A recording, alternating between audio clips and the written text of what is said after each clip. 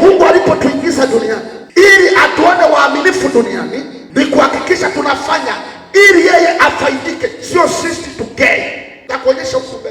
Kwa sababu tunafikiri tuna vitu ili kwa ajili ya matumbo yetu, na hapo ndipo Mungu hatubariki, na hapo ndipo Mungu hatuinui.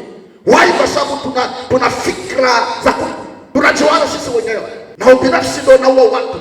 Kwa nini? Kwa sababu ukianza kujiwaza mwenyewe hutafika mbali.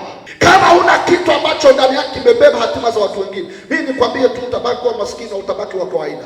Ukifanikiwa sana utajenga nyumba na kununua kigari, umemaliza. Kwa nini? Kwa sababu ni kutimiza uaminifu, ni kuhakikisha unatumia nafasi yako vizuri. Kwa maana gani? Unatumia kwa ajili ya faida aliyekupa. Niliwaambia kwenye kitabu cha Mwanzo sura 39:4-8, alikuwepo Yusufu ambaye Bible inamwonyesha kama wakili mwaminifu. Inamwonyeshaje wakili mwaminifu?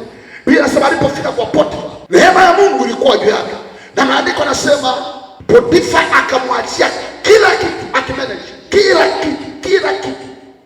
Na Biblia inasema ila usimguse mke wako. Na unaweza kuona jaribu lilikuja la Yusufu kutokuwa mwaminifu, kwa maana ya kwamba alifanya kwa niaba ya Potifa. Hakuweza kwenye nafasi iliyopewa kujinufaisha mwenyewe, hakufanya vile. Alikuwa na nafasi, na hata mke wake angemuelewa, na ilikuwa siri. Nafasi ulionayo unaitumiaje? Unaitumia vibaya au unaitumia vizuri?